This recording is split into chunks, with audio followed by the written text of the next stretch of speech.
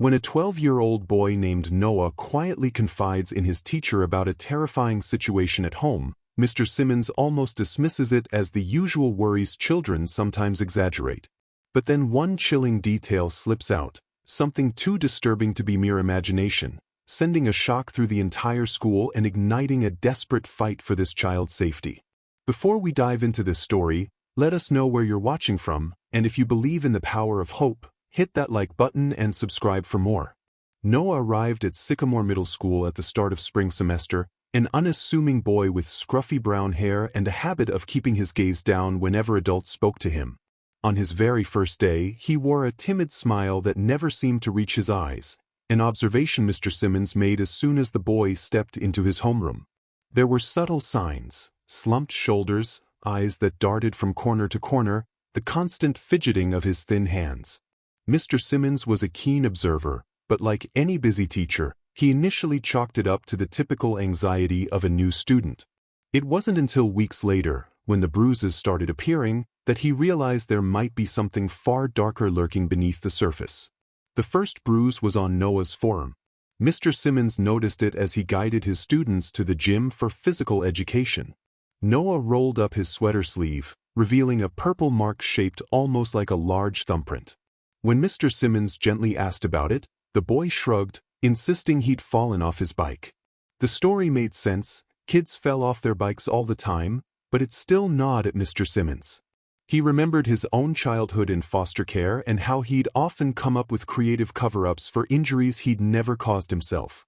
Still, with nothing more than a bruise, Mr. Simmons tried not to jump to conclusions. Noah's presence in the classroom was quiet, almost invisible. He sat at the back, rarely volunteering for questions, never trying to stand out. Olivia, a friendly and empathetic girl with bright green eyes and a head full of thick, curly hair, was one of the only students who made a point of talking to him. She'd offer him a seat during lunch or invite him to join group games, though Noah would usually decline. When she approached him with an extended bag of potato chips or a small bag of homemade cookies, he accepted them with a gratitude that seemed far deeper than the gesture warranted. She noticed his bony wrists, the slight hollows under his cheeks, and how his eyes were constantly scanning for disapproval. She didn't understand the full extent of it yet, but the haunted look on his face was difficult to ignore. As winter melted into the mild breezes of early spring, Mr. Simmons grew more concerned. He noticed new bruises forming on Noah's upper arms and shoulders, places that didn't quite line up with the typical scrapes and bumps kids get. One day, Mr. Simmons gently tried to coax more details out of him, but Noah retreated into a shell, clamming up the moment questions turned personal. Something in the boy's eyes mirrored a kind of terror that Mr. Simmons recognized all too well from his own youth, the fear of speaking a truth that could bring down retribution. That day, Mr. Simmons left school with a heavy heart, recalling the times he'd found himself in a similar position when he was in foster care. He decided he would keep a closer eye on Noah, and if anything else seemed off, he'd contact the school counselor. Mr. Simmons was not the only one who noticed something amiss. Mrs. Anderson, the school counselor, specialized in spotting more emotional or psychological signs of distress. She made it her mission to speak to every new transfer student, especially if they were in foster care. From the limited files, she knew Noah had been recently placed with Martin and Rebecca Reynolds. The file depicted them as exemplary foster parents with glowing reports, actively volunteering in community events and fundraisers. No prior complaints or problems had ever been filed against them. In fact, the Reynolds were well known around town for their hospitality and generosity, always the first to drop off homemade casseroles to neighbors or assist with local charity drives. On paper, they seemed like model guardians, which only added to the puzzle when Mrs. Anderson began hearing rumors about Noah's bruises. When she met Noah for the first time, her warm smile and gentle tone coaxed him to talk a bit about his new home. He spoke politely, never once saying a bad word about Martin or Rebecca. He described a cozy bedroom with a small desk, a closet that smelled like old cedar, and a lamp shaped like a rocket ship. Mrs. Anderson found it interesting how his voice seemed to catch whenever he spoke, as though he were tiptoeing through a mental minefield, determined not to let slip anything he shouldn't. She knew it was too early to make any assumptions, so she ended the session with an open invitation for Noah to come see her anytime. Before he left, she asked how he was getting along socially.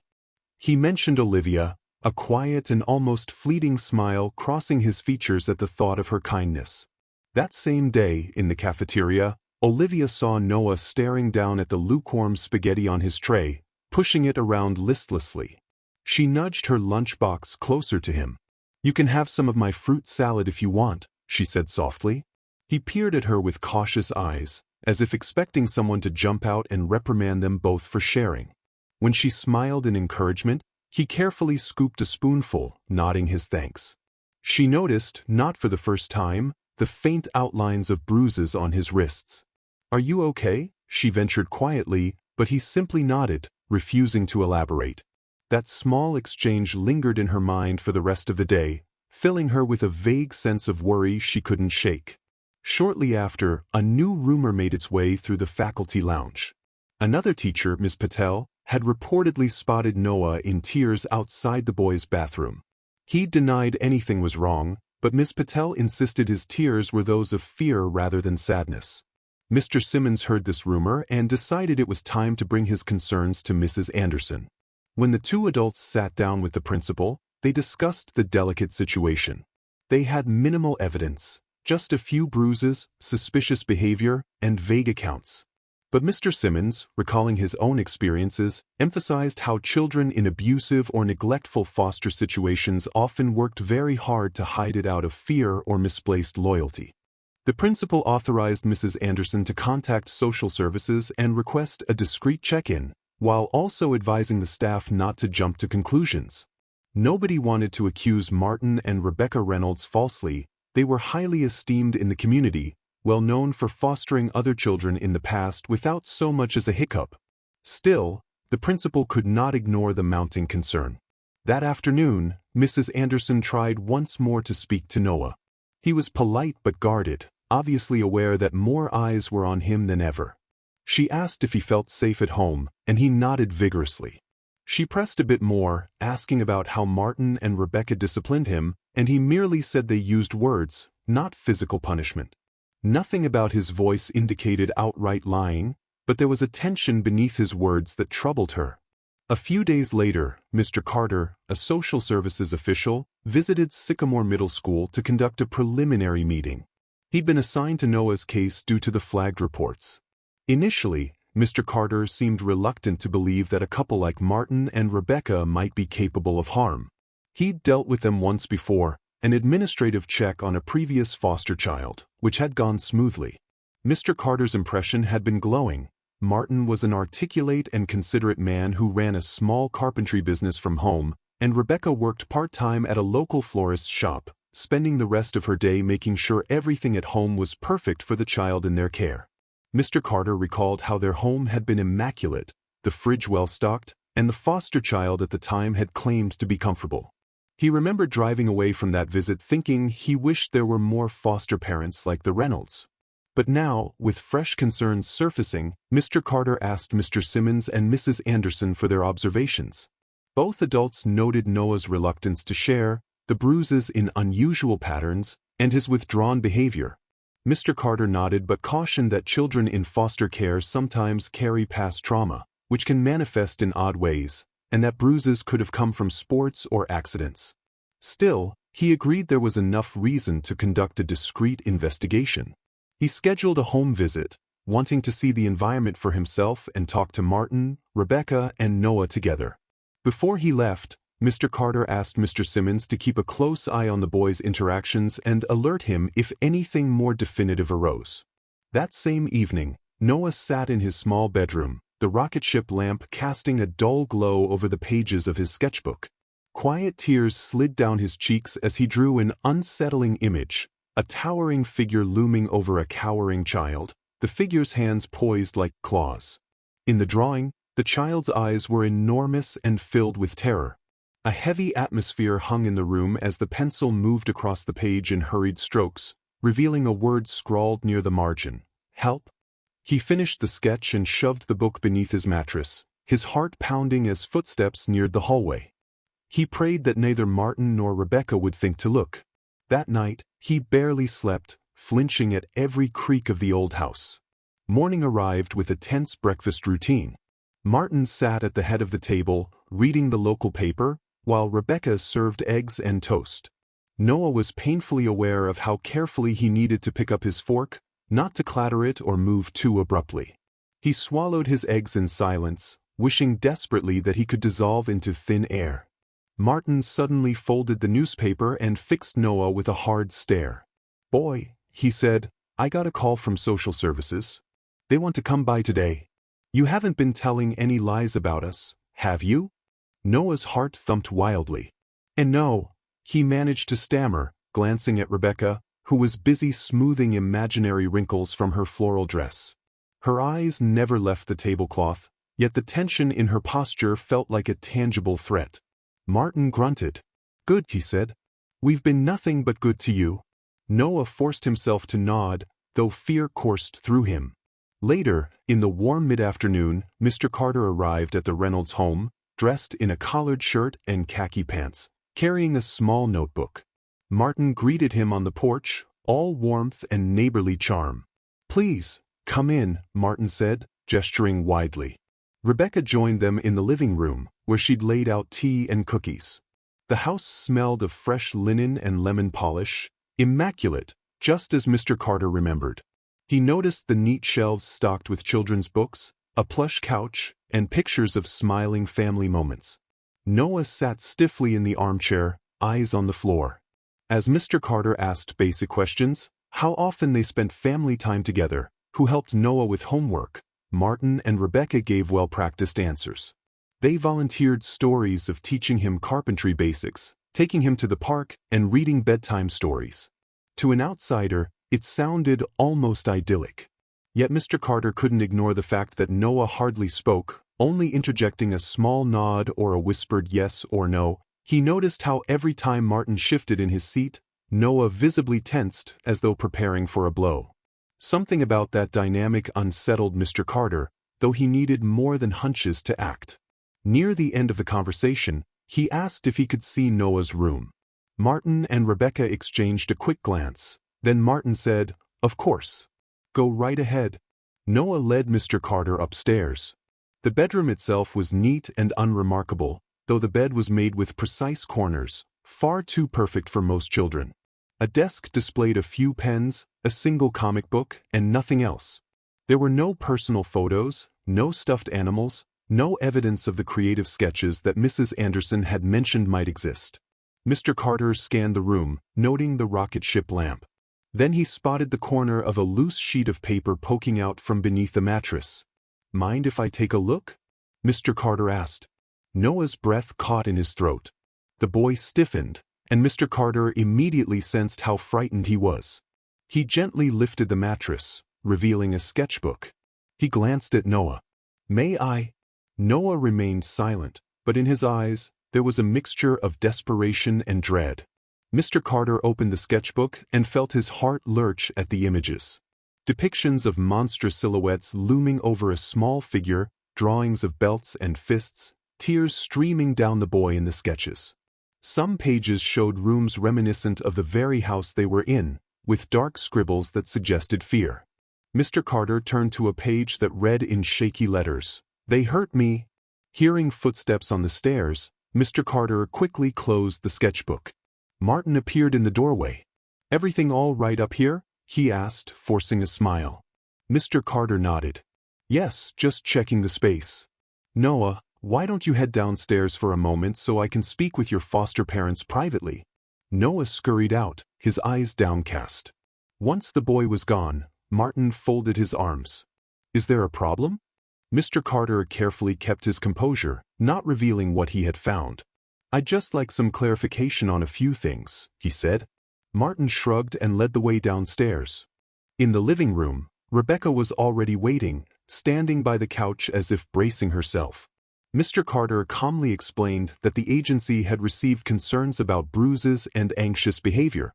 He asked them about discipline methods. Martin raised his hands defensively. "I'm not sure what you've heard, but if Noah's got bruises, it's probably from running around at school or roughhousing." We don't lay a hand on him. Rebecca nodded vigorously, adding, he's a sensitive child, so we've been extra gentle. Mr. Carter's gaze flicked toward Noah, who stood near the kitchen doorway, chewing his lip. The tension in the room was thick enough to slice, but Martin maintained his veneer of calm. Eventually, Mr. Carter stated he would be recommending a formal investigation to ensure everything was above board. Martin's face hardened, but he nodded, saying he had nothing to hide. Mr. Carter left with the sketchbook tucked discreetly in a file folder, determined to review its contents properly at the office. Noah's eyes pleaded silently for rescue, but for now, Mr. Carter had to proceed carefully. Once he was gone, Martin turned on Noah, his voice low and menacing. You've been drawing lies, haven't you, boy? Noah's voice trembled. I'm sorry. Rebecca said nothing, but the glare she shot him spoke volumes. The rest of the evening felt like a suffocating cloud, with both foster parents glaring at Noah as if he were a traitor in their midst.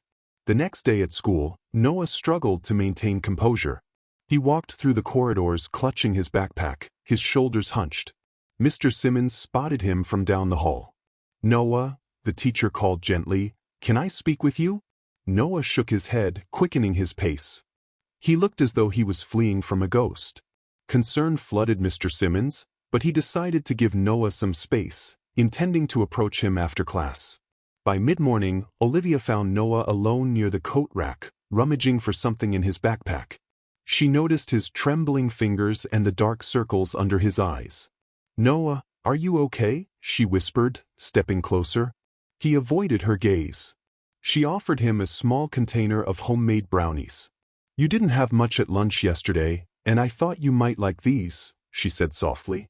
He hesitated before taking one, biting into it slowly. A single tear escaped the corner of his eye, and Olivia's heart clenched. She reached out, lightly touching his shoulder. If something's wrong, you can tell me. I promise I won't tell anyone unless you want me to. He only shook his head, trying to swallow the lump in his throat. During Mr. Simmons's class, Noah seemed more distant than ever. Halfway through the lesson, the boy pressed a hand to his forehead as though in pain. Mr. Simmons observed him for a moment, then dismissed him to the nurse's office, suspecting he needed a quiet space. Once Noah left, Mr. Simmons continued teaching but kept an ear out for any updates from the nurse or counselor. He couldn't shake the feeling that something was about to spiral out of control. And he was right. At noon, Noah was called to the main office, where he found Martin waiting, arms crossed. We're leaving, Martin said curtly, handing a slip of paper to the secretary, presumably some form of withdrawal paperwork. Pack your stuff. You won't be coming back. Panic seized Noah's chest. He glanced around, hoping a teacher or staff member might intervene, but Martin's commanding presence loomed over him. The secretary, uncertain, asked for a moment to consult the principal. Martin didn't wait, striding out of the office and expecting Noah to follow. Noah's stomach churned.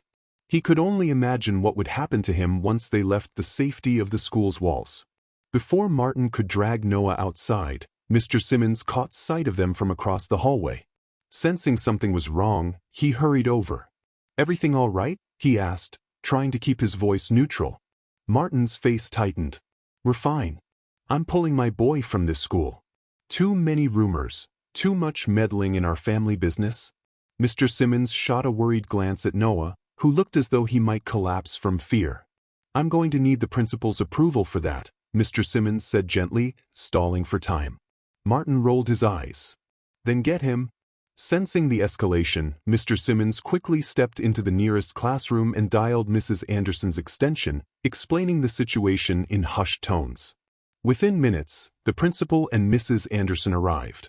The principal, a stern but fair woman named Dr. Roberts, asked Martin for an explanation. Is there a particular reason you're pulling Noah from school on such short notice? She inquired. Martin let out a harsh breath. We've decided it's better for him to learn from home, away from all these accusations. We'll handle the investigation on our own terms. Mrs. Anderson's eyes flicked to Noah, noticing how his hands shook. Noah, she said softly, is this what you want? But the boy kept his eyes glued to the floor. Martin placed a heavy hand on Noah's shoulder. Don't you dare speak out of turn. he hissed under his breath, a warning that only the closest onlookers could hear. Mr. Simmons's jaw clenched. He remembered that tone all too well. Dr. Roberts insisted they call Mr. Carter before allowing any withdrawal, citing that the social services official had been involved. Infuriated, Martin huffed. "Fine, do it," he said, crossing his arms. Meanwhile, Mrs. Anderson gently guided Noah a few feet away, leaning in to whisper, "I'm here for you, Noah. If you're in danger, you have to let us help." Tears welled in the boy's eyes. He opened his mouth to speak but seemed to choke on the words. Before he could manage more than a whimper, Martin barked for him to come back. With a startled jump, Noah returned to Martin's side. It felt like an eternity before Mr. Carter answered the phone and promised to come immediately.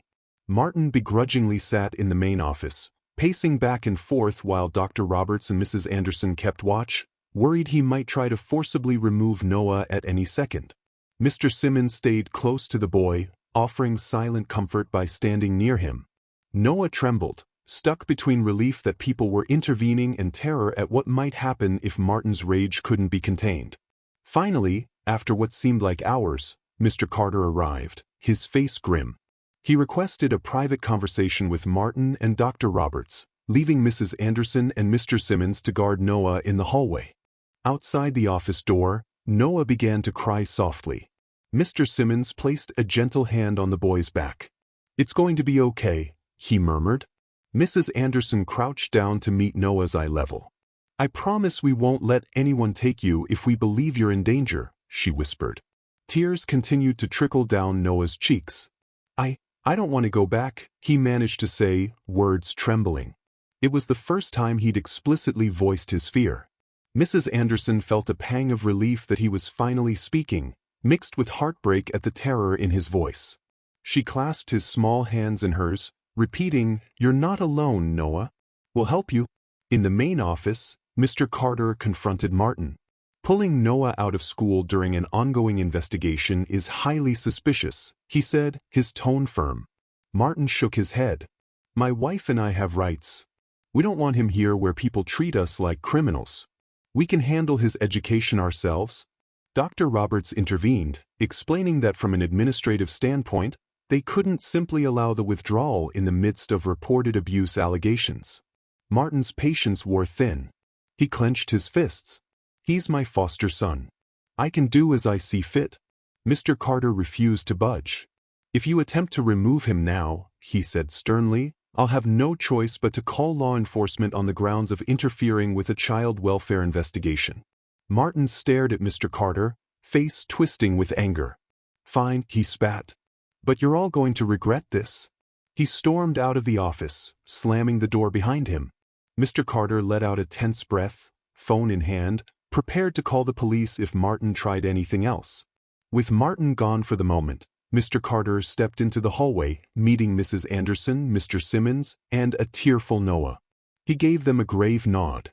"We need to take immediate steps," he said. Turning to Noah, he added gently, "You'll come with me for now.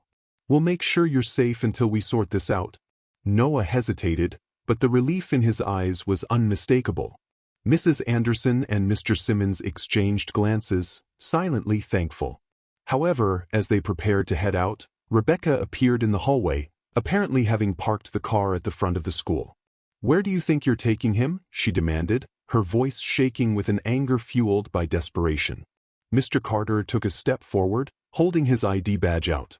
"Ma'am, you and your husband are under investigation for suspected abuse. Until this is resolved, Noah will be placed in temporary protective custody." Rebecca's face blanched, but she tried to remain composed. "This is all a misunderstanding," she insisted, forcing a brittle smile that failed to mask her fury. "No, tell them," she urged. Noah stared at the floor, his breath coming in short, panicked gasps. He couldn't meet her eyes. Rebecca's expression twisted into something bitter, and she lifted her chin defiantly. "Fine. I need to call Martin," she said, turning sharply on her heel. Mr. Carter guided Noah outside to his car, accompanied by Mrs. Anderson, who wanted to make sure Noah felt supported during the transition. Mr. Simmons followed closely, determined to see the boy off safely. As they passed through the school's entrance, students began to notice. Olivia, leaving for lunch, spotted Noah looking frightened, walking alongside Mr. Carter. She jogged over. "Noah, what's happening?" she asked. Noah opened his mouth but words failed him. Mrs. Anderson placed a reassuring hand on Olivia's shoulder. "He's going to be okay," she said softly. "He just needs some space right now." Olivia's eyes darted between Noah and the adults, worry etched on her face. She managed a small wave at him, and Noah, with tears welling in his eyes again, lifted a trembling hand in return. The ride to the Child Protective Services office was both a blur and an eternity for Noah. He sat in the back seat of Mr. Carter's car, the seat belt feeling strangely restrictive. He kept recalling Martin's threats, the look of contempt on Rebecca's face, and the sketches he had hidden away at home. He wondered if they would find them. Worse, he worried what would happen if Martin found out that he'd drawn more incriminating pictures. He trembled so violently that Mr. Carter asked if he was cold, turning on the heat. Noah shook his head, unable to speak, his thoughts spiraling with fear. Once they arrived, a kind-faced receptionist led them to a small, quiet room furnished with plush chairs and soft lighting. Mr. Carter asked if Noah wanted anything: water, a snack, a break. Noah shook his head again, looking exhausted. A door opened, and Mrs. Anderson appeared, having come in her own vehicle. She approached Noah gently, kneeling down to look him in the eyes. "We're going to figure this out," she whispered, "but we need your help, Noah. Can you tell Mr. Carter everything that's been happening at home?" The boy's eyes filled with tears. He pressed his lips together. "They'll hurt me," he finally managed, voice trembling. Mr. Carter and Mrs. Anderson exchanged a somber look. "We won't let that happen," Mr. Carter said softly. "This is why we're here, to keep you safe." It took several long minutes of coaxing, with frequent pauses to let Noah gather his courage, but eventually words began to spill out. He told them how Martin would grab him by the arm if he didn't move fast enough, how Rebecca would threaten him with extra chores if he even hinted at telling anyone about the bruises. He described nights spent too afraid to leave his room, times he had no dinner, and forced apologies if he cried. The flood of details painted a harrowing picture. Every new revelation made Mrs. Anderson's face grow more drawn, and Mr. Carter's hand clenched around his notepad. Despite having suspected abuse, hearing Noah detail it was gut-wrenching. By the end of the interview, Noah was trembling from exhaustion and relief. Mr. Carter closed his notepad, his voice steady but weighed down by emotion. "We have enough," he said. "I'll be contacting the police and filing for immediate removal. If they contest it, we'll have to go to court, but I promise you, we'll push for an emergency order." Noah nodded, tears slipping down his cheeks, but a glimmer of relief appeared in his eyes. He was no longer alone, finally free to speak. Mrs. Anderson hugged him gently, reassuring him that everything would be okay. At the station, Mr. Carter made calls to the local authorities. A plan was set in motion. The police needed to be involved to ensure Martin and Rebecca couldn't simply vanish with Noah or intimidate him further. Meanwhile, Mr. Simmons, who had quietly arrived, offered his own statement. He recounted all the bruises he'd seen, the fear in Noah's eyes, the times he tried to inquire about his well-being. He emphasized that Noah's behaviors reminded him of his own past, which lent extra weight to the authenticity of the boy's plight. Mr. Carter appreciated Mr. Simmons's willingness to share personal experiences, as it created a fuller picture for law enforcement to understand. A detective, Ramirez, took notes diligently, promising they'd handle the case with care. That evening, a tense hush settled over the Reynolds house. Martin paced in the living room, phone clenched in his hand. Rebecca sat on the couch, flipping through her phone contacts. "Should we call a lawyer?" she muttered. Martin nodded curtly. "We'll say these are baseless accusations, that the boy's troubled and making it all up. We've done this before, never had a complaint until now." He paused, glaring at the door as though expecting the police to burst in at any second. "I should never have allowed him to go to that public school," Martin hissed, the anger radiating off him in palpable waves. Rebecca, though not as overtly hostile, still wore a look of steely determination. "We have to stick to our story. They can't prove anything if we don't give them a reason to." Their strategy, however, was already crumbling. Inside Mr. Carter's folder was Noah's sketchbook, complete with disturbing images and written pleas for help. Coupled with the testimonies from teachers and the counselor, there was already a strong case building against them. Detective Ramirez had assigned officers to conduct a more thorough check of the house. All that remained was the confrontation, which might be volatile. When the officers showed up at the Reynolds home early the next morning, Martin tried to bar them from entry. "You got a warrant?" he spat, arms spread across the doorframe. The lead officer calmly held up a document. "Yes, sir, we do. We need to search the premises." Martin was forced to step aside, his face a mask of controlled fury. Rebecca watched nervously from behind him. The officers began their search, looking for any signs of violence, neglected conditions, or objects that might corroborate Noah's story. The house was pristine, no dirty dishes, no clutter, yet in the basement, they found a small storeroom with locks that seemed oddly out of place. Though it wasn't its cell, the presence of chains and heavy locks on a closet door raised unsettling questions. A quick examination suggested the closet was used for harsh punishments or intimidation. One officer photographed the scene, preparing evidence. While the police were there, Mr. Carter arrived. Martin and Rebecca glared at him, but he simply moved forward, flipping through the photos the officers had taken. "Where is the boy?" Martin demanded. Mr. Carter kept his voice neutral. "Noah is safe. He's been removed from your care pending investigation." Martin cursed under his breath. Rebecca looked ready to argue, but Mr. Carter held up a hand. "I'd advise you both to be honest about any discipline you administered. The more you lie, the worse it will be." The tension was electric, but Martin maintained his stance. "We've done nothing wrong," he insisted. "You're all going to regret dragging our family name through the mud." The officers exchanged glances, unfazed. Back at the Protective Services office, Noah tried to settle into a temporary room that had been set aside for such situations. A social worker offered him a blanket and some warm cocoa. The boy held the cup in both hands, letting the steam wash over his face, trying to ground himself in something comforting. Mr. Carter entered, stooping down to Noah's eye level. "How are you holding up?" he asked gently. Noah shrugged, not quite sure how to articulate the chaos swirling inside him. "I'm scared," he finally admitted, voice shaking. Mr. Carter nodded. "That's perfectly understandable. But you did the right thing by telling us. It's going to help a lot of other kids, too, because if they've done this before, it means they can't do it again." Noah glanced at the social worker, uncertain. "You mean other kids like me?" Mr. Carter hesitated. "We don't know yet, but we'll be looking into it. For now, let's focus on making sure you're safe." Later that afternoon, Mrs. Anderson and Mr. Simmons stopped by to see if they could do anything for Noah.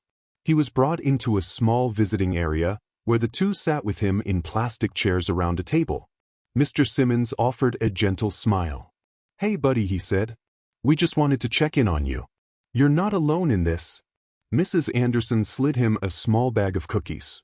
"We know everything's scary right now, but we're proud of you for speaking up," she said, her tone soothing. Noah's eyes flickered with gratitude. "Thank you," he whispered, nibbling a cookie. Mrs. Anderson placed a hand over his gently. "I've already reached out to a few resources. We'll find you a safe foster home until all of this is resolved. Or maybe," she trailed off, glancing at Mr. Simmons. An unspoken idea passed between them, but neither wanted to get Noah's hopes up prematurely. In the meantime, the situation with Martin and Rebecca took a decisive turn. The evidence from Noah's sketches, combined with the suspicious storeroom, was more than enough for the authorities to press charges. Noah's official testimony would seal the deal, but the police wanted to make sure he was prepared and supported before that happened. A court hearing was scheduled, where a judge would determine whether Martin and Rebecca posed a threat and what immediate steps should be taken. On the day of the hearing, Noah's heart hammered as he entered the courthouse. He'd never been in a place like this before, with the echoing corridors and polished floors. Mr. Simmons had taken a day off work to be there for moral support, and Mrs. Anderson stood by his side, offering steady reassurance.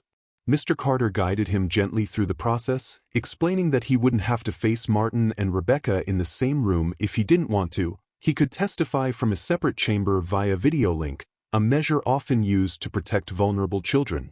When the time came, Noah sat in a small room with a camera pointed at him, tears threatening to overwhelm him as he recalled the various episodes of abuse. His voice wavered with each detail, but he forced himself to continue, drawing courage from the knowledge that he was finally being heard. In a separate part of the building, Martin and Rebecca listened through headphones, flanked by their lawyer, who tried to cast doubt on Noah's credibility.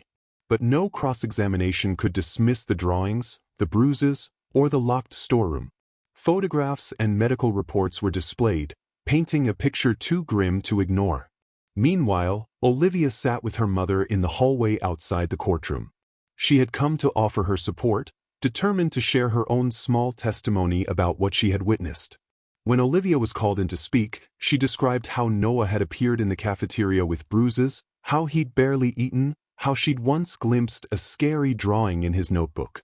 Though her account was brief, it carried a sincerity that made an impression on the court. At one point she had to pause, tears in her eyes, remembering how Noah looked so afraid each time she tried to help him. By the end of the hearing, the judge agreed that the evidence was substantial. Martin and Rebecca's foster license was suspended immediately, and the court opened the door for criminal charges. The judge issued a restraining order to keep them away from Noah until the case was fully resolved. In a matter of minutes, Martin and Rebecca found themselves facing the beginnings of a legal nightmare. As they left the courtroom, escorted by police, Martin glared at everyone present, though he refrained from any physical outburst. Rebecca wore a stunned expression, as though she hadn't believed it could truly come to this. In the aftermath, Noah slumped in a chair outside the courtroom, feeling both exhausted and oddly weightless. Mrs. Anderson, who had stayed by his side, placed a comforting arm around him.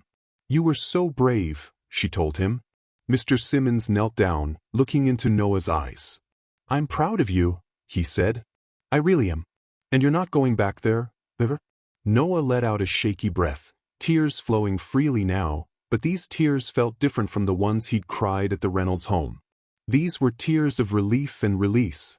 Over the next few days, Child Protective Services arranged a temporary foster placement for Noah.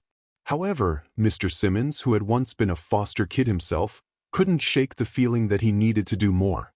He held a long conversation with the social worker assigned to Noah's case, explaining his history, his stable job, and the unconditional support he could offer. It wasn't a simple process. There were background checks, home assessments, and a mountain of paperwork, but Mr. Simmons found an unwavering resolve. He wanted to provide Noah with the kind of home he wished he'd had growing up. Mrs. Anderson also offered her help, stating that she'd vouch for Mr. Simmons's character. The social worker, initially cautious, saw the genuine bond forming between teacher and student and recognized the potential for a stable, loving environment. In the meantime, Noah had to settle into a new temporary foster home, a small, cozy apartment with a kind woman named Mrs. Foster, who'd been fostering children for years. It was infinitely better than the tension and hostility he had experienced with the Reynolds, but Noah still felt insecure, afraid that a single misstep might get him in trouble. Mr. Simmons visited as often as regulations allowed, taking Noah out for ice cream and quiet walks in the park. During these outings, Noah gradually opened up about his hobbies and fears, confessing how he used to draw as a way to cope. Mr. Simmons listened attentively, encouraging him to keep sketching, to let his emotions flow onto the paper in a safe manner. Soon after, Olivia mustered the courage to visit Noah as well. With her mother's accompaniment and the social worker's approval, she arrived one Saturday afternoon. Noah looked anxious as he greeted her, but her bright smile and gentle demeanor quickly put him at ease. She offered him a small package wrapped in colorful paper. Inside, Noah found a set of pencils, sketch pens, and a notebook with a sturdy cover. "I thought you might like something for your art," Olivia said quietly, her cheeks flushing. Noah smiled, a real, genuine smile that reached his eyes. "Thank you," he whispered. They spent the afternoon drawing together, exchanging timid jokes and building a cautious yet hopeful friendship. All the while, Martin and Rebecca's legal battles progressed. The pair maintained their innocence, claiming Noah had invented stories for attention. But as more testimonies emerged, from neighbors who recalled hearing muffled shouting, from a physician noting suspicious patterns of bruising, their stance became harder to defend. A trial date loomed, and the prosecutors were confident they had enough to secure a conviction or, at the very least, a plea deal that would prevent them from fostering again. With each piece of evidence, the possibility of justice for Noah grew stronger. After several weeks of official procedures, background checks, and home visits, Mr. Simmons was approved for kinship-like foster care of Noah, given the unique bond they had formed and the teacher's impeccable record. The day he picked Noah up from Mrs. Foster's apartment, the boy was visibly nervous, overshadowed by a glimmer of excitement.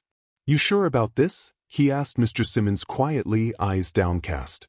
Mr. Simmons crouched to face him. "Yes, kiddo," he said with a warm smile.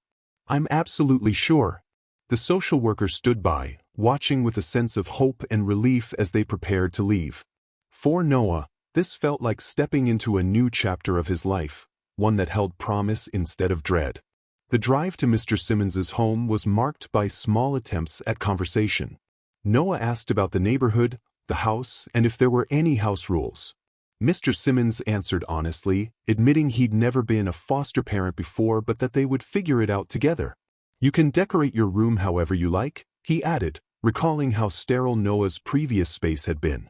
"We'll pick out some posters, maybe a beanbag chair, whatever makes it feel like home." Once they arrived, Noah stepped into a modest but welcoming living room with worn, comfortable furniture and bookshelves filled with novels, board games, and photo frames. Mr. Simmons led him down a hallway to a small bedroom freshly painted in a cheerful sky blue color. A brand new desk sat by the window, complete with a lamp, nothing fancy, but it glowed softly, reminding Noah of the rocket ship lamp he'd left behind. On the bed was a neatly folded comforter covered in patterns of stars and planets. "I thought you might like something space-themed," Mr. Simmons said, shrugging in a slightly embarrassed way. Noah managed a half-smile, running his fingers over the soft fabric. "It's really cool," he said, voice trembling with overwhelming gratitude. That first night, Noah lay awake, staring at the ceiling, listening to the quiet sounds of a peaceful home, a far cry from the tension that once gnawed at him. He felt a strange mix of relief and grief. Relief that he was finally in a safe place, and grief that he had endured so much pain and fear before anyone realized how dire things had become. As he drifted off, he made a silent promise to himself. If he ever encountered another kid going through what he had, he wouldn't stay quiet. Days turned into weeks, and Noah settled into his new routine. He returned to Sycamore Middle School, not as the frightened, withdrawn boy who had first arrived, but as a boy learning to trust again. Olivia still saved him a seat at lunch, and they laughed over silly jokes. Mrs. Anderson continued to check in, ensuring he was receiving counseling sessions to work through his trauma. Over time, Noah's sketches transformed. Though some were still dark and introspective, many began to depict scenes of hope, sunlit rooms, smiling faces, open skies. He occasionally drew Mr. Simmons and himself in cartoonish form, each with a huge grin. Meanwhile, the final resolution of Martin and Rebecca's case approached. Their lawyer, facing overwhelming evidence, encouraged them to plead guilty to certain charges in exchange for a reduced sentence. The couple fought back, refusing to admit to wrongdoing, but eventually realized the battle was lost. They agreed to a deal that ensured they would never again foster a child and faced probation and mandatory counseling for child abuse. While they avoided extended jail time, their reputation in the community lay in ruins. For Noah, though, the knowledge that they could no longer hurt him, or any other child, was enough to help him move forward. On a crisp, sunny afternoon, a small hearing was held to finalize Noah's new placement. Mr. Simmons, wearing a neat collared shirt and holding his breath with nervous anticipation, listened as the judge declared it in Noah's best interests to remain in his care. The judge addressed Noah directly, asking if he felt comfortable with his new guardian. Noah nodded resolutely, managing a soft but steady "Yes, Your Honor." The judge smiled, pounding the gavel lightly. Just like that, a new chapter officially began in both their lives. Mr. Simmons exhaled, relief washing over him. He placed a hand on Noah's shoulder, and the boy leaned into him, tears of joy and relief brimming in his eyes. After the paperwork was signed, Mr. Simmons took Noah out for a celebratory dinner, just the two of them. They went to a small diner that served the best burgers in town. Over milkshakes and fries, Noah finally allowed himself to laugh, a real, carefree laugh that drew a grin from Mr. Simmons. It was a sight he had long hoped to see. Outside, the sun was setting in hues of orange and pink, as if painting a hopeful horizon for Noah's future. In the following weeks, synergy blossomed. On weekends, Mr. Simmons taught Noah simple life skills like how to safely use the stovetop, how to balance a checkbook in theory, even though Noah was much too young to need that. In turn, Noah introduced Mr. Simmons to the world of digital art, eager to try new mediums for expression. They set up a small corner in the living room with a second-hand tablet, letting Noah draw to his heart's content. Soon, the walls of his new bedroom were adorned with his art, some serious, some playful, but all brimming with personal meaning. Olivia continued to be a bright spot at school. One rainy Friday, she invited Noah over to her house for a study session. With Mr. Simmons's permission, he went, feeling both nervous and excited. Olivia's parents welcomed him warmly, offering hot chocolate and cookies. As they studied grammar and math, Olivia's mother casually mentioned how proud she was of Olivia for reaching out to Noah when he was new. Olivia blushed, brushing off the praise, but Noah could see the genuine kindness in her mother's eyes. The whole scene made him feel an unfamiliar sense of belonging, as if he were truly part of a community that cared about him. Then came the day Noah felt brave enough to share his story in a more formal capacity. Mrs. Anderson asked if he'd be willing to speak, anonymously if he preferred, at a small seminar about recognizing signs of child abuse. The audience would mostly be teachers and volunteers who worked with foster children.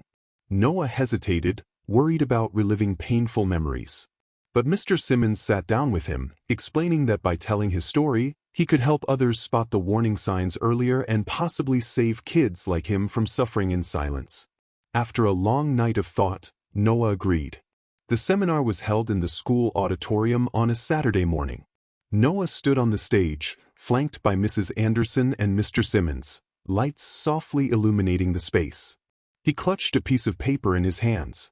His voice trembled at first, but as he spoke about his experiences, the hush in the auditorium was profound. Teachers wiped tears from their eyes, volunteers nodded solemnly. By the end, Noah was exhausted, but a new spark of pride and relief shone in him. He stepped away from the microphone, and Mr. Simmons placed an encouraging arm around his shoulders. They received a standing ovation, not because it was a performance, but because of Noah's courage and the hope that his testimony would inspire change. Time passed in small, steady increments. The bruises on Noah's arms faded, replaced by a quieter confidence. He no longer jumped at sudden movements, and his once frequent nightmares began to subside, especially after therapy sessions. Each morning, he'd wake up in a safe bed, in a room filled with art supplies, greeted by Mr. Simmons's gentle knock on the door, urging him not to be late for school. It was a routine he cherished, a far cry from the dread he once felt at the crack of dawn, uncertain what mood Martin or Rebecca might be in. Summer approached, and with it came an air of celebration. Noah's final grades were decent. He'd struggled with some subjects due to the turmoil, but Mr. Simmons and Olivia helped him catch up. He joined a small art club after school, where he made new friends who praised his talent for drawing and painting. Some of them asked about his inspirations, and Noah always gave vague answers, not quite ready to talk about the darkness that fueled some of his earliest sketches. But with every new piece of art, he felt like he was reclaiming a bit of his soul, channeling the negativity into something expressive and ultimately healing. One afternoon, Noah found Mr. Simmons in the living room, flipping through old photo albums. Curious, he sat down beside him. Mr. Simmons explained that he'd wanted to share some of his own past, pictures from the time he was in foster care, how he found mentors who believed in him. Noah studied each photo, noticing the guarded expression on a younger Mr. Simmons, who'd been about his own age. "You look different," Noah said, pointing to a particular photo. Mr. Simmons smiled ruefully. "I was scared, just like you. But I got lucky with good people, and eventually I found my way. It's a big reason I became a teacher, So I could help kids who might need someone to understand? Noah nodded, swallowing a lump in his throat. He recognized that same trajectory in his own life. "Thank you," he whispered, and Mr. Simmons patted his shoulder gently. Time continued to weave a tapestry of normalcy and healing. Olivia introduced Noah to her group of friends, and he found himself laughing at their silly banter, even daring to share his own jokes. The transformation was most evident when the next school year began. A new teacher, unaware of Noah's past, remarked on what a bright, polite student he was. Mr. Simmons overheard it and felt a surge of pride. Noah had begun to shine in ways that once seemed impossible. Eventually, the day came when the case against Martin and Rebecca fully concluded. They had pled guilty to lesser charges and were barred from ever fostering again. A weight lifted from everyone's shoulders. Noah no longer had to worry about them showing up unexpectedly or appealing the court's decisions. After hearing the final verdict, Noah sat in Mr. Simmons's car, staring at the passing scenery. "It's really over," he said softly. Mr. Simmons nodded. "It is," he said. "They can't hurt you anymore. And you can keep moving forward?" Noah exhaled a slow breath, letting the final remnants of fear slip away. He was free. On a sunny Saturday, Mr. Simmons and Noah visited a local park.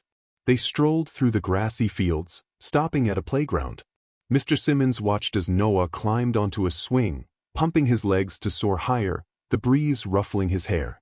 For a moment, Noah closed his eyes, imagining the sky opening up to him. He looked down at Mr. Simmons, who offered a thumbs up and an encouraging grin. This was the life he never thought he'd have. A simple but profound sense of safety and belonging. A few weeks later, the school year ended, and Mr. Simmons took Noah on a short road trip to the neighboring county, where there was an art museum showcasing a new exhibit of young artists. They spent hours wandering through the halls, discussing each painting, each piece of sculpture, and how it resonated with them. Noah felt inspired to try new styles and experiment with different mediums. Mr. Simmons promised they'd purchase some paints and canvases soon. It was a day filled with awe and the realization that the world held so much beauty he was now free to explore. One evening, Olivia's family invited Noah and Mr. Simmons over for dinner to celebrate the start of summer break. Olivia's father grilled hot dogs and burgers, while her mother prepared fresh salads and dessert. They ate in the backyard under twinkling string lights, laughing and talking about everything from silly internet trends to future aspirations. Olivia asked Noah if he'd consider entering his art into a local youth contest. Blushing, Noah said he'd think about it. "You should," Mr. Simmons encouraged him, ruffling his hair. "I think you have a real gift, buddy." Noah's cheeks warmed, but the genuine support made him smile from ear to ear. Late that night, as Mr. Simmons and Noah climbed into the car to head home, Noah felt a surge of warmth in his chest. Surrounded by people who cared, he realized he was no longer that frightened boy who had to lie about bruises. He'd found friendship, support, and a safe place to call home. The drive back was filled with soft music on the radio, and for once, Noah couldn't wait to see what the next day would bring. Time marched on, and as summer peaked, the oppressive memory of Martin and Rebecca continued to fade. Noah continued therapy sessions, occasionally uncovering new layers of fear and insecurity. But he faced them head-on, with Mr. Simmons always ready to listen, to hug him when he felt low, to remind him he was loved and valued. Gradually, that internal weight lifted, replaced by a sense of cautious optimism. When fall arrived, Noah entered 7th grade. On the first day, he walked into Sycamore Middle School halls with a confidence he'd never known before. Olivia joined him at his locker, chatting excitedly about their schedules and the clubs they might join. He promised her he'd consider joining the art club officially this time, possibly even the debate club if he felt brave enough. She laughed and teased him, telling him how proud she was that he was taking these steps. In that moment, Noah felt something akin to normalcy, a normal life, with normal concerns like homework deadlines and weekend hangouts. As the leaves began to turn, Mr. Simmons decided to host a small get-together at his house, inviting some faculty members who had helped with Noah's case, as well as Olivia and her parents. The gathering was both a celebration of Noah's progress and a heartfelt thanks to those who had supported him. Mrs. Anderson arrived with a plate of cookies, and Dr. Roberts, the principal, came with homemade lemonade. Even Mr. Carter made an appearance, smiling kindly at Noah, remarking on how happy he looked. That evening, the sounds of laughter and gentle conversation filled the house. The fear that once suffocated Noah seemed like a distant memory, replaced by the sound of children and adults mingling, celebrating the triumph of truth and compassion over secrecy and terror. After the guests left, Mr. Simmons found Noah standing on the porch, staring up at the stars that dotted the night sky. Thinking about those rocket ships, he teased lightly. Noah grinned. "Yeah, kind of," he said. "I used to look at my old rocket lamp and wish I could fly away." Mr. Simmons placed a hand on the boy's shoulder. "You don't have to run away from anything anymore. You can just be here." Noah nodded, feeling tears prick at the corners of his eyes. They were tears of gratitude this time. "Thank you," he whispered. "For everything." Mr. Simmons ruffled his hair. "I'm proud of you, Noah. And I'm thankful too. You've reminded me why I became a teacher in the first place." The next morning, Noah picked up his sketchbook and opened a fresh page. He began drawing a scene of a small boy silhouetted against a bright horizon, holding hands with a taller figure, an adult who represented safety and hope. In the background, distant figures, friends, teachers, helpers, stood together, forming a protective circle. It was a scene that captured his journey from isolation to community, from fear to trust. He spent hours perfecting the details, shading each figure with care, feeling a sense of closure with each pencil stroke. When he was done, he softly traced the outlines with his finger, understanding that while the past would always be a part of him, it no longer controlled him. By the time winter rolled around again, the memory of his old life under the Reynolds had become less jagged. At night, when Noah drifted off to sleep in his new bed under star-patterned blankets, he dreamt more often of art museums, friends, and laughter than of locked closets and fists clenched in anger. He wrote in a personal journal that Mrs. Anderson had gifted him, detailing his hopes and goals. He wanted to keep drawing, maybe become an illustrator or an art teacher, just like Mr. Simmons had become an educator to help kids in need. He wanted to repay the kindness he'd been shown. In early spring, an unexpected letter arrived at the house. It came from a social worker in a neighboring county who had just taken on a new foster child. She had come across Noah's testimony in the records and wanted to let him know that his story had been used as an example during a training session, showing how important it is to take every sign of abuse seriously. She thanked him for his bravery, saying it had already led to quicker responses in other cases. Reading the letter, Noah felt an overwhelming sense of validation. He realized that his bravery had impacted not just his own life but possibly the lives of other kids who found themselves in a similar situation. He carefully tucked the letter into a drawer, a tangible reminder of the difference he'd made. The final hearing regarding permanent guardianship took place at the end of spring. By then, it was little more than a formality, given the court's prior decisions and the stable environment Mr. Simmons had provided.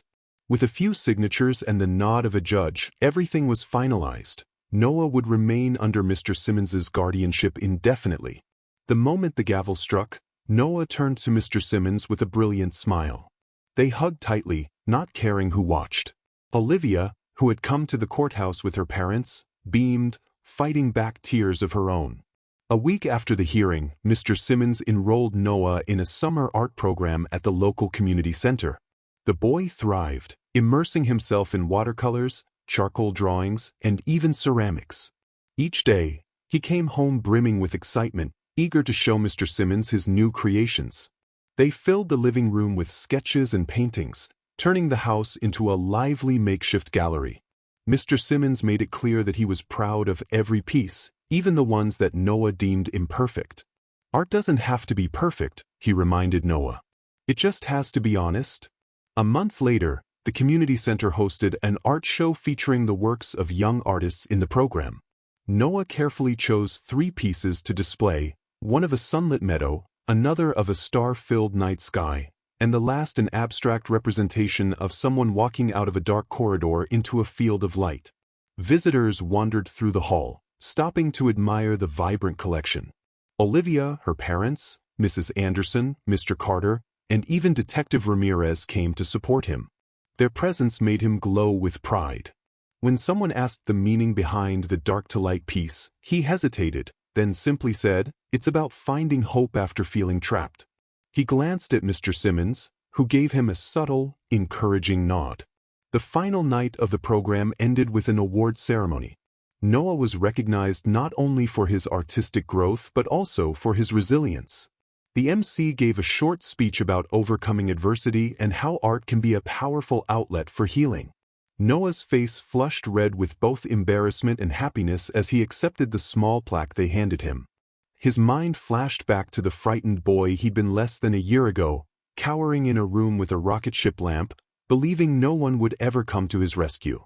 Now, standing on that small stage, he felt almost unrecognizable from his past self, with a community of supporters cheering him on. Life found its gentle rhythm. The nightmares that once plagued him became rare occurrences. On the mornings after they happened, Mr. Simmons would sit with him at the kitchen table, offering a comforting hand and a reminder that he was safe now.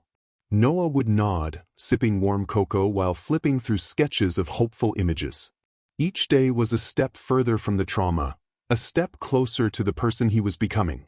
Someone with potential, someone worthy of love and care. One weekend, Noah invited Olivia over for a simple art session at home. They spread out newspapers on the living room floor, opened jars of paint, and decided to create a mural on a large sheet of canvas. As they worked, they talked about school, silly rumors, and the funny quirks of their classmates. They laughed about inside jokes, and occasionally a comfortable silence would pass between them as they lost themselves in creative expression. The mural took shape slowly, bright splashes of color, outlines of imaginary creatures, swirling galaxies. Every brushstroke felt like an affirmation of their bond. Mr. Simmons watched from the couch, marveling at the transformation in Noah's demeanor.